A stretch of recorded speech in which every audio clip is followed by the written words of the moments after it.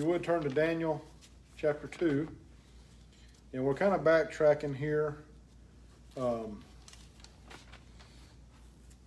was not here last Sunday night, so we didn't get to do this then. I wanted to do it then, but that wasn't the Lord's will. But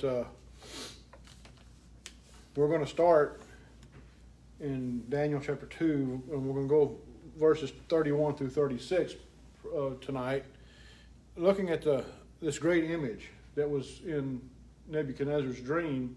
That, if you remember the story, Nebuchadnezzar couldn't remember what he dreamed, but it was something, whatever it was, scared him. It troubled him greatly, and his priests and soothsayers and magicians and all them couldn't figure out what the dream was. He told them, if you got so much time to tell me what the dream is and to interpret it, or I'm going to kill you.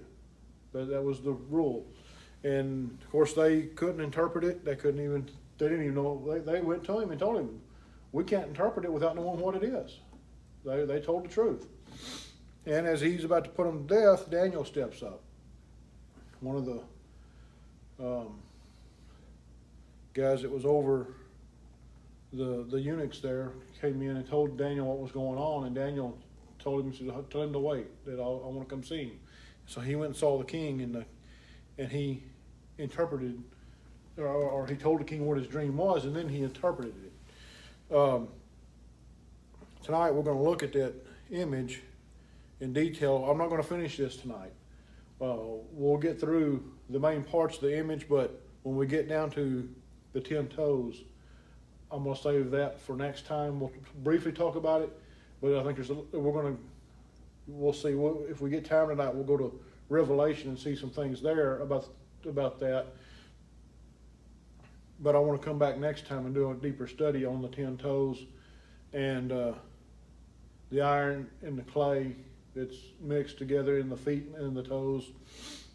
And then, of course, the stone that's cut without hands. We want to look at that also next time. So, let's start with verse 31. Thou, O king, sawest, and behold, a great image. So Daniel is telling the king, this is what you saw in your dream. Remember, Daniel he is not, the king has not told him what he saw. He don't even remember himself. So Daniel's going to remind him what he saw.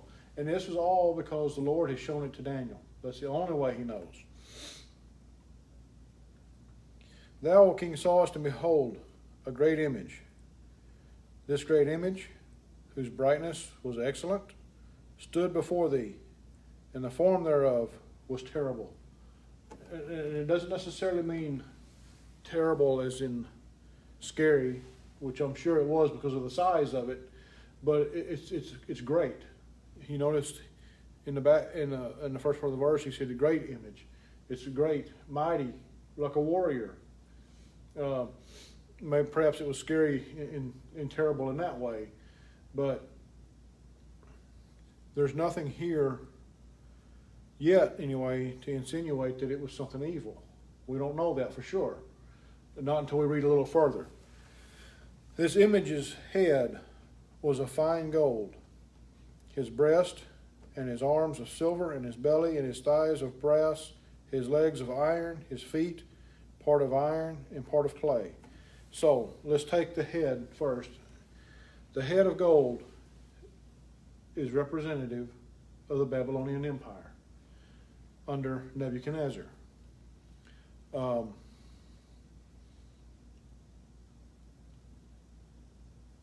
If you go to further down in the chapter,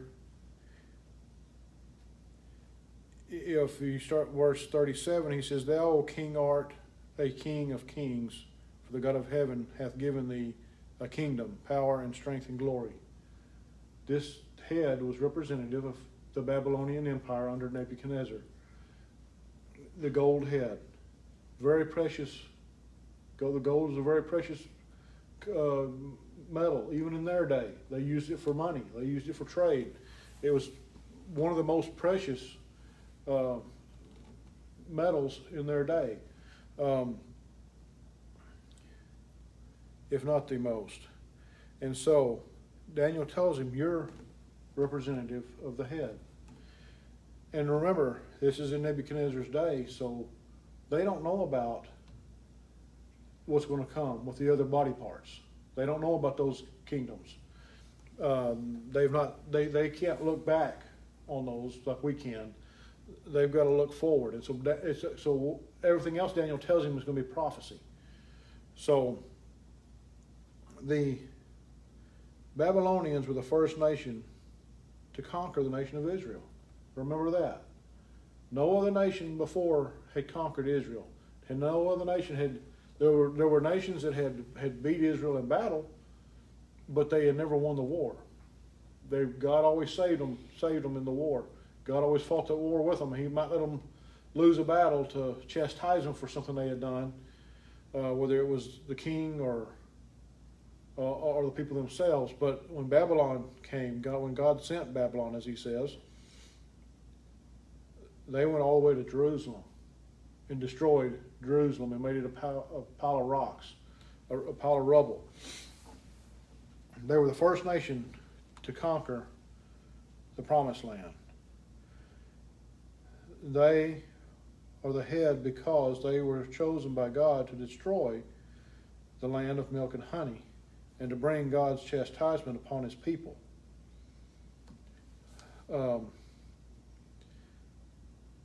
This was unlike anything Israel had ever seen, and it would be unlike anything they would ever see again, at least before the tribulation.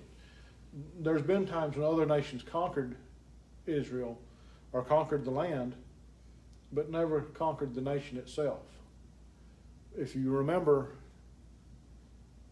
because of Babylon's war against Israel and their destruction of the land, not only were people taken captive, but there was a lot of people scattered.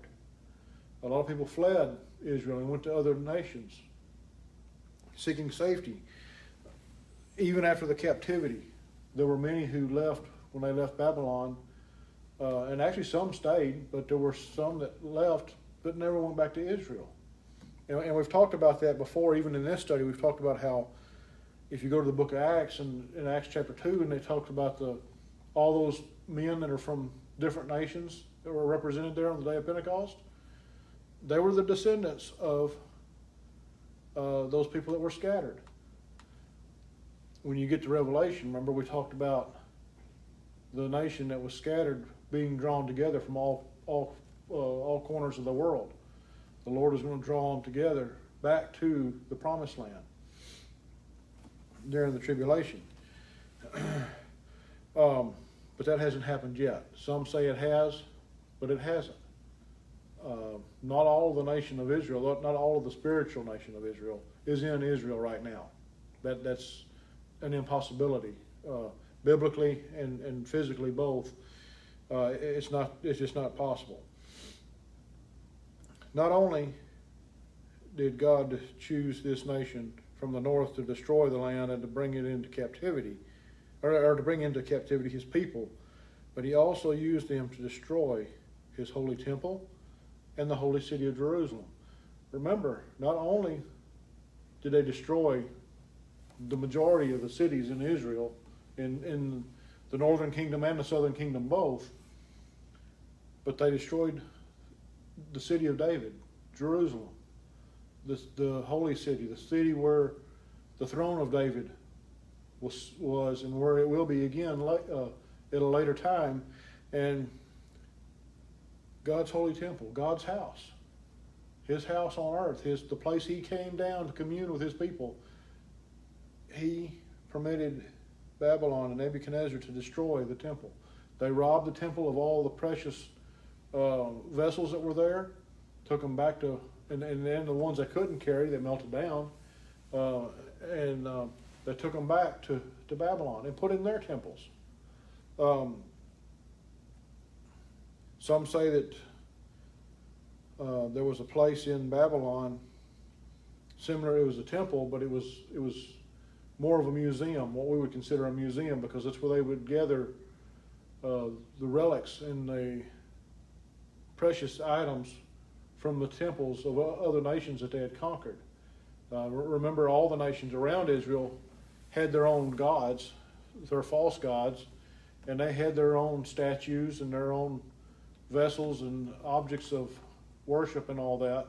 And when Babylon went into those places, they took them, just like they did the things out of the temple in Jerusalem, and took them back and put them in a type of temple there, or a museum as we would know it today, and even used some of those things in their own worship to their false gods. Now, the next is the breast, his breast and his arms of silver. Silver, another precious metal used for money, even in their day. You had silver coins, you had silver bars. The silver and gold were, and even copper. You know, copper's not mentioned here, but silver and copper were used. Gold, silver, and copper were used in coins for money and for trade. And so the breast and the arms are of silver.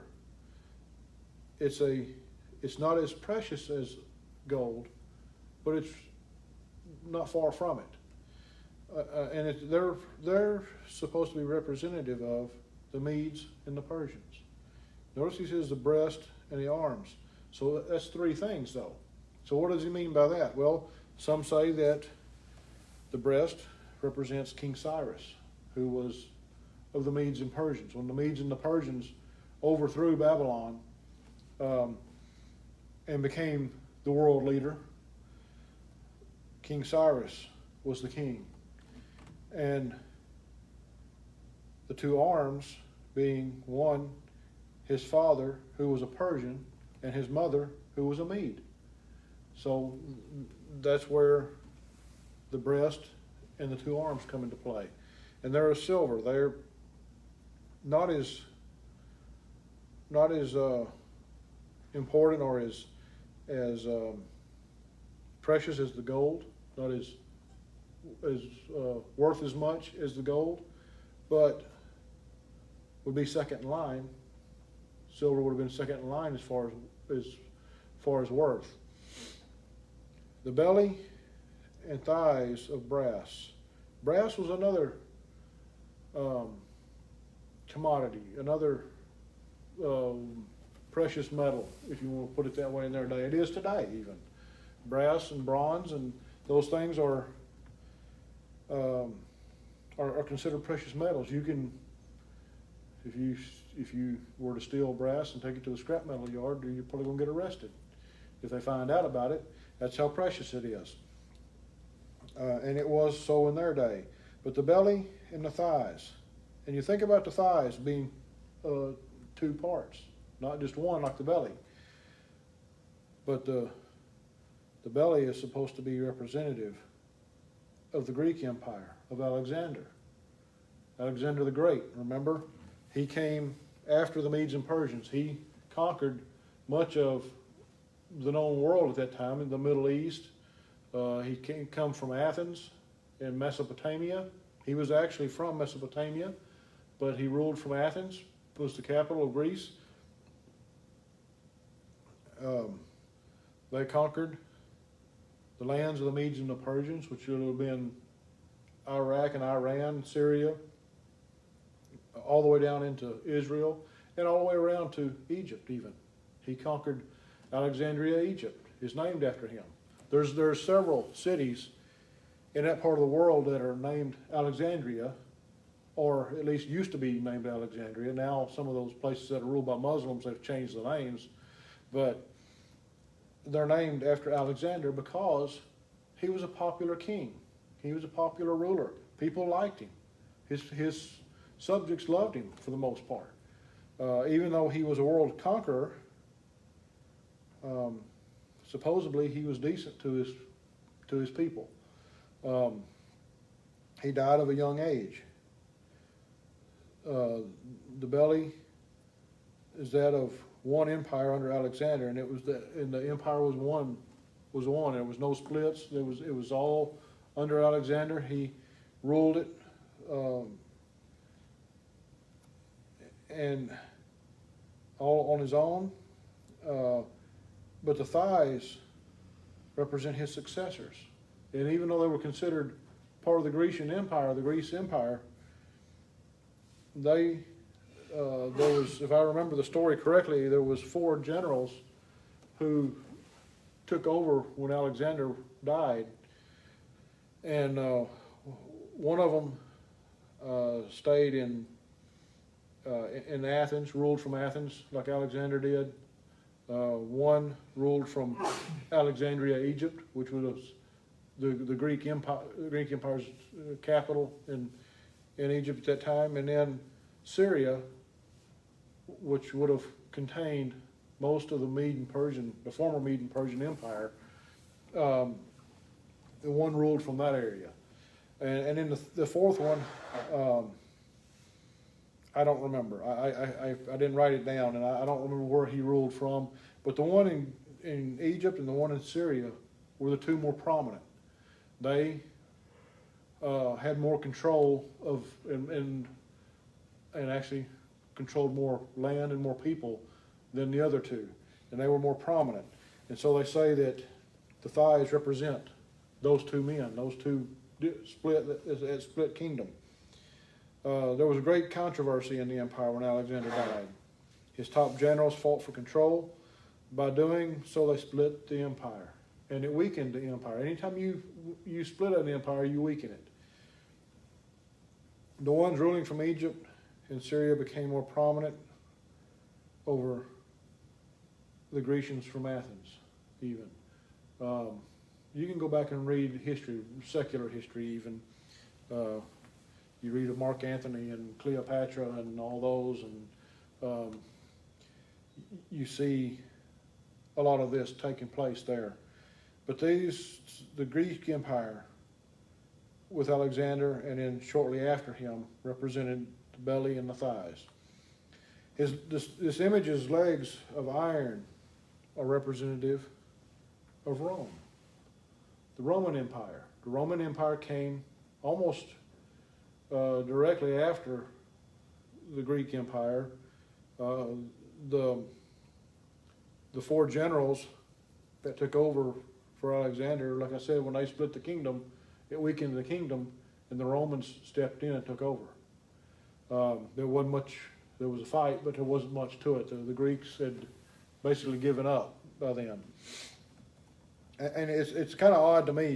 You look at that part of the world today, and you don't think of the nation of Greek being a mighty warrior nation. Not today, anyway. And probably, I guess, not for several hundred years now. They have not been a military might. Now, the legs of iron, and remember, iron is not a precious commodity, a precious metal. It's more for structural use. It's strong. It can be broken. Matter of fact, we'll see that when we get to the stone later. But it's strong, and we hear people talk about ruling with an iron fist. Why? Because they rule in a cruel way most of the time. When you hear that phrase, it's because they rule in a cruel way.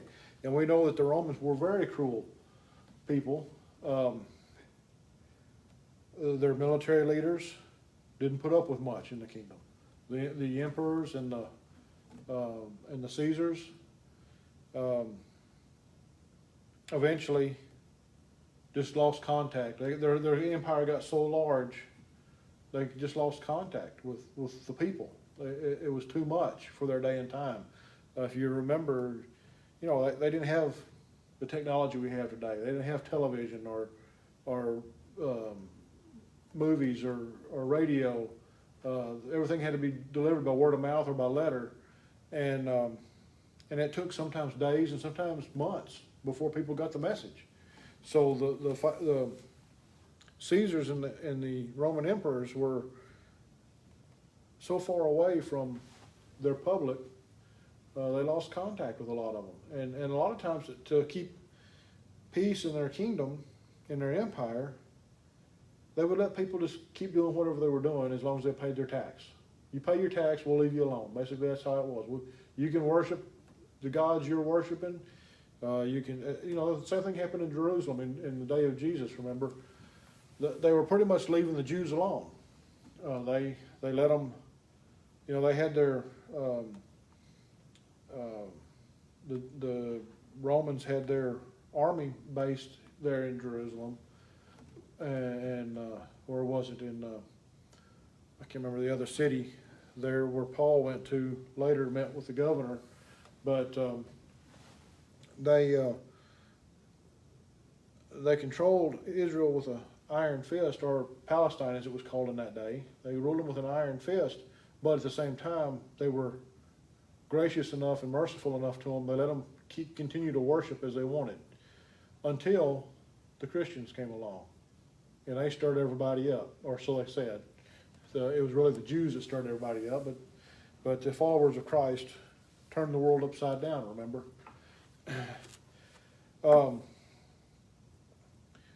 Rome conquered. The legs of iron are representative of ancient Rome. Rome, who conquered the world after Greece, very similar were the religions of Greece and Rome. Think about the Greek mythology and Roman mythology. The gods are very similar.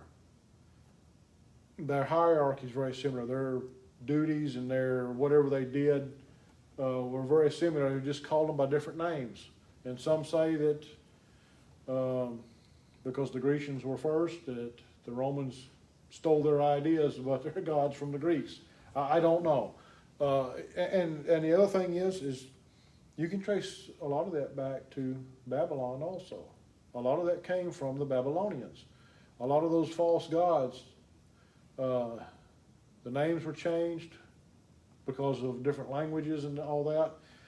But a lot of what you see in Greek mythology and Roman mythology comes from the Babylonian Empire and can be traced back even further than that. Some say all the way back to the city of Babel, where the Tower of Babel was. Now, their religions were so similar that it was a fairly easy transition when the Romans took over. There wasn't much squabble there. Like I said, the Romans pretty much left everybody alone. They went in and set up the temples for their gods, but their gods were basically the same as the Greeks, just different names. And so they changed. That's about all they changed. Just like with some of the Babylonian gods that the Roman Catholicism observes today is for some of their holidays. They just changed the name, is all they did. And they call it Christianizing these false gods. They did the same thing with, there were statues and monuments all over that part of the world at one time, and some are still there, some have been destroyed, some are still there but partially broken or whatever, but they took these statues and they've what they call Christianized them. They've taken them and taken the false god's name off of them, and they've put David or John the Baptist or somebody else's name, somebody from the Bible, put their name on the statue that was originally made of a false god. This was part of their ruling with an iron fist. They were going to change everything. Their order of false gods and system of mythology were very, very much alike. But why two legs for one empire? We're talking about the Roman Empire now. Why two legs for one empire? Well, the Roman Empire had a split also. Remember, eventually the Roman Empire was split into the Eastern and the Western. You had, when Constantine went and established the city of Constantinople, that was at one point became the new capital of the Eastern Kingdom, the Eastern Empire of Rome. And then you still had Rome. So you still had the Caesars ruling from Rome. And you had an Eastern emperor ruling from Constantinople. Eventually, though, we know that the Muslims overtook that part of the world, and Constantinople now is Istanbul, and is a Muslim city. But there's still if you ever watch any documentaries on that part of the world, you see that there is still a very Catholic,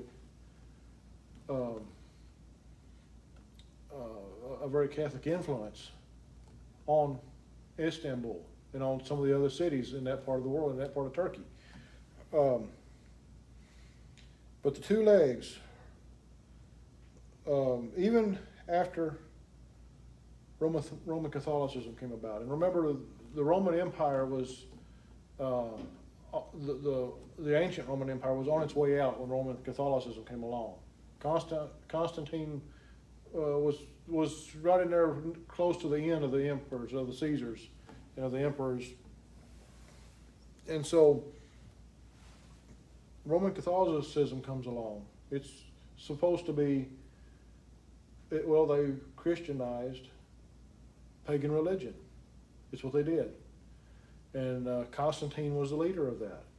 He baptized, he had his troops stop at the river and baptize themselves, and they were all Christian all of a sudden. And then they went off and killed some more, so that's a brief telling of the story, but that's what happened. And so at some point, and I don't have the dates, I didn't want to get that deep into it, but Roman Catholicism also had a split. You have the Roman Catholicism going to the western part of the empire, and the eastern part of the empire went Orthodoxy. And you have what's known as, it started out as Greek Orthodoxy, and they ruled from Constantinople in the beginning until the Muslims come in and kicked them out. Now, I say kicked them out. Now, the Greek Orthodox still have an influence in in Istanbul. They still have churches there, and so, and then when you get on down into Israel, even, we see, especially around Christmas time, the news will start showing events that are going on in Bethlehem and in other places in Jerusalem, and they'll have the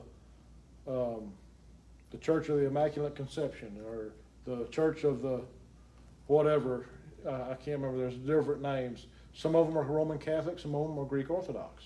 You'll see both. They're very similar, but they're very different also. Of course, the Greek Orthodox branched out, and they have their daughters, if you want to call them that. You got Romania. I know they have Romanian Orthodox churches. Russia's got the Russian Orthodox churches. The other countries have their own, but they all fall under the Eastern Orthodox religion. And in Roman Catholicism, of course, you have all the Protestant churches that have come out of her.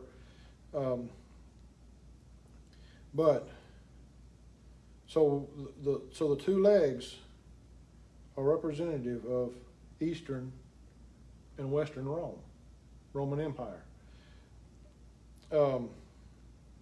Next time, and I'm not done yet for tonight, but next time when we come back to this, to the 10 toes and everything, we'll look more into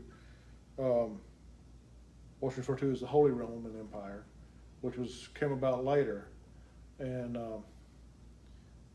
it involved some of the European nations, Germany in particular, parts of France and Switzerland, Austria. Those places were very big in the Holy Roman, what was referred to as the Holy Roman Empire.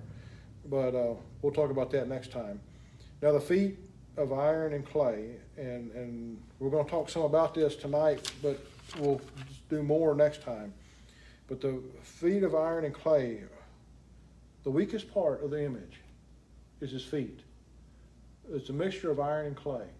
And you think, well, shouldn't the feet be the foundation? Shouldn't that be the strongest point? Not in this image. You have iron and clay that are mixed together, but they don't mix together. You try to mix iron and clay together, and I guess as long as the clay is wet and it's kind of got a sticky to it, they'll kind of sort of stick together. But at some point it's going to dry and they're going to crumble and they're going to fall apart. It's almost as though the image loses strength as we go from the head down to the feet. Now, we already said that the Roman Empire would have been the greatest empire out of all of these because of them being the iron legs, but as far as wealth and as far as how God views them, we know Babylon was the head of gold. And so it was, at least in God's eyes, was a wealthier empire than the others, and a more important empire than the others. But we also know that the Roman Empire lasted much longer than any of the rest of them. Now, the feet of iron and clay, gold and silver and brass being much softer metals, but much more precious and valuable than iron. There's no doubt the Roman Empire was the strongest of all in world history. We see all the lands and peoples they conquered. No other empire has ever done such a feat as they did. You know, if you study history of the Roman Empire, you see where they went as far as Great Britain to the north. They went as far south as North Africa, and I think even Ethiopia, maybe as far south, and then to the east. You see where they went some say they went as far as parts of India, the western part of India, and China maybe even, and then you go west, they went as far as Spain and France. They didn't have the resources to cross the Atlantic Ocean, or I'm sure they would have went there. But we do know that in the future, or in the future back then, in the future after the Roman Empire was dissolved, Roman Catholicism did reach all over the world, not just their part of the world. Much of our modern technology can be traced back to Rome. There was an article, and I had heard this years ago, and I've seen it several times, but an article I saw yesterday, our railroad tracks here in the U.S. are based on Roman chariot tracks. Our main, not narrow gauge, but the main gauge of railroad tracks in our nation were designed by the British, who came over and built the first ones. Their engineers did, and they learned it from the Romans. They learned it. You can trace it all the way back, and when the Romans built their roads, they built them for the width of their chariots, and then after they were gone, and you had all these chariot tracks everywhere, the British figured out, well, if we make our wagons the same width, we don't tear up our wagons on the same roads. And so they made all their wagons the same width as the Roman chariots. And so that's just a little bit of history there on technology. And that's just one thing that we can trace back to them. Our ways of trade and banking can be traced back to the Romans. The way we do trade today is based on things that were taught by the Romans, and even later by Roman Catholicism. Our banking systems. I saw a documentary many years ago on the Knights Templar. And supposedly the Knights Templar were the first bankers, the first world bankers. They, some say that, and this is speculation, but some say that they are the ones who started the banks in Switzerland. When the Pope in Rome made his decree to stop and to disband the Knights Templar, when they were done with them, they supposedly a lot of those guys, to escape persecution, went to Switzerland and places like that, and set up banks. They were wealthy. They had money from the Crusades. They went there and set up the banking industry. And the banking industry in Europe is based on how they did things. Same way with trade. The Roman Empire has had a great influence on our world for over 2,000 years, more than any other empire. But remember, iron and clay don't mix. So we know the iron is partially Rome. What about the clay? They will not mix together and stay together. So if the legs of iron are the split Roman Empire, and remember you got 2 feet, so they're still split. What are the feet and the toes?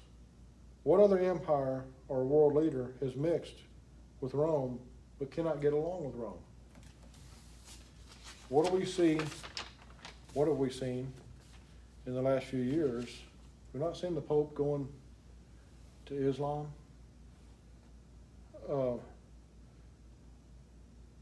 That's my. I'll just put it this way. That's a thought that I have. Is the clay Islam, the world of Islam? You have this group that calls themselves the Nation of Islam. They're not actually a nation, but they claim they are. But they have no country, no land.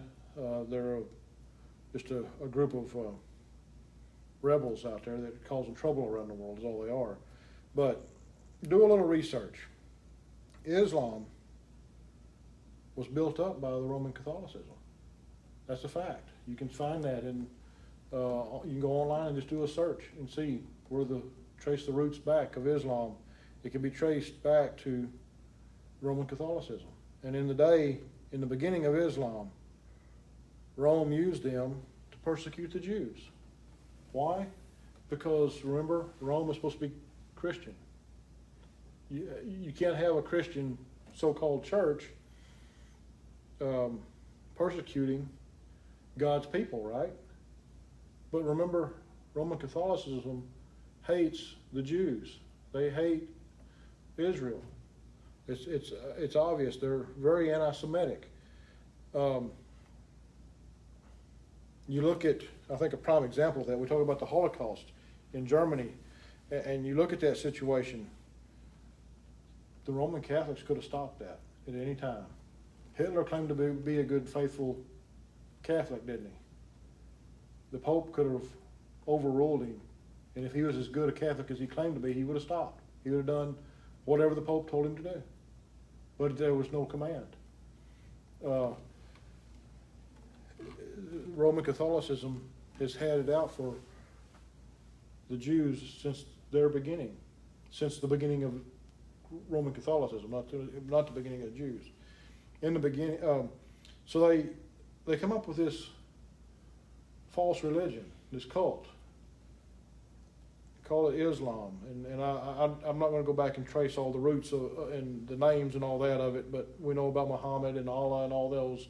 Muhammad was the only, Allah's their false god, but Muhammad might as well be a false god. They worship him too, but he was an actual man. But the Pope funded them, built them up, give them money for an army, and sent them to the Promised Land, to Palestine, to run all the Jews out. But it backfired on them. Islam pretty quickly became a mighty fighting force, and a mighty army, and a very cruel and barbaric people. They originally came from the Arabian and the Persian peoples. Iran, Iraq, Saudi Arabia, those places.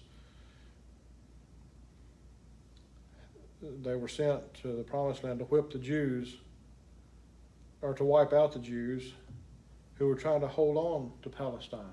They had tried to come back, and there were hopes that Israel was going to reestablish itself as a nation even back then. But it wasn't meant to be yet. That wasn't God's plan. And so it didn't happen. But the Muslims became way stronger than Rome anticipated and quickly became a bitter enemy.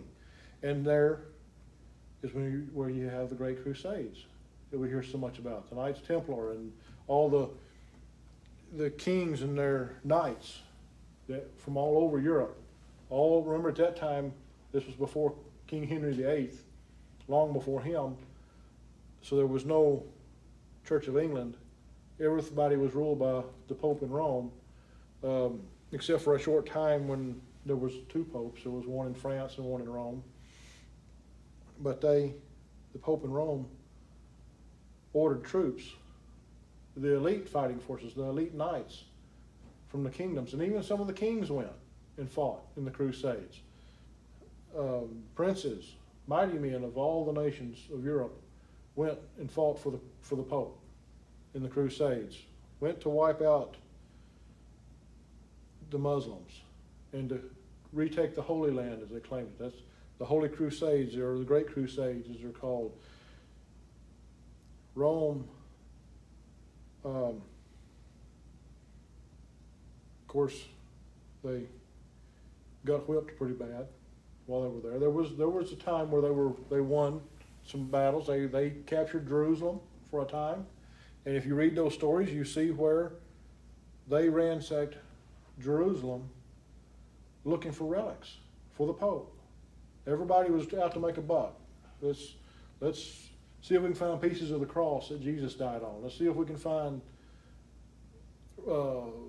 vessels from the temple. Let's see if we can find the nails that they pierced his hands with. There's other things. They were looking for anything that they could make a buck off of, and take it back to the Pope so he could make money off of it.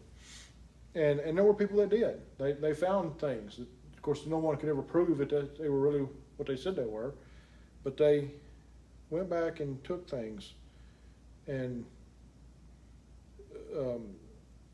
the biggest prize they were after was the Ark of the Covenant. They never found it.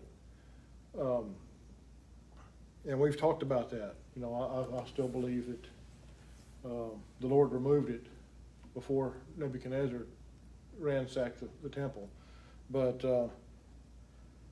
we hear about the Holy Grail. That was supposed to be the cup that Jesus passed around to the apostles for the Lord's Supper with the wine, and that's supposed to be the high relic if you can find it. And who knows where it is today? It's one of those things that if you look for it on the internet, you're going to find all different kinds of pictures, and none of them are the same, and none of the stories are the same. Rome exploited not only the Jews but also Palestine, and then they got beat out of Palestine for a time. For several hundred years they were kicked out because of all this. Even today we see times where Catholicism and Orthodoxy ally themselves with Islam. The only way that the Eastern Orthodox still have churches in Istanbul is because they've allied with the Muslims. If it wasn't for that, the Muslims wouldn't allow them there. There's other places in that part of the world where the Eastern Orthodox have their churches, and it's only because they ally themselves with Islam so that they can live in peace together. As long as they don't get in each other's way, everything's okay. Just don't breathe on each other. It's like two little kids fighting. They don't get along, but they're as long as they don't have to look at each other, they're okay. Just like iron and clay. They try to come together, but they can't work together. Well, I'm not gonna go there tonight, I wanna wrap this up, but, if you wanna look ahead, you can go to Revelation chapter 13, verses 1 and 2, and 17, chapter 17, there's several verses there that talk about the 10 kings of the future during the tribulation. We'll look more at those next time with this study with the 10 toes. And we'll come back and we'll talk about the 10 kingdoms or the 10 toes, and we'll talk about the stone that is cut out without hands next time also. So that's all we have for tonight.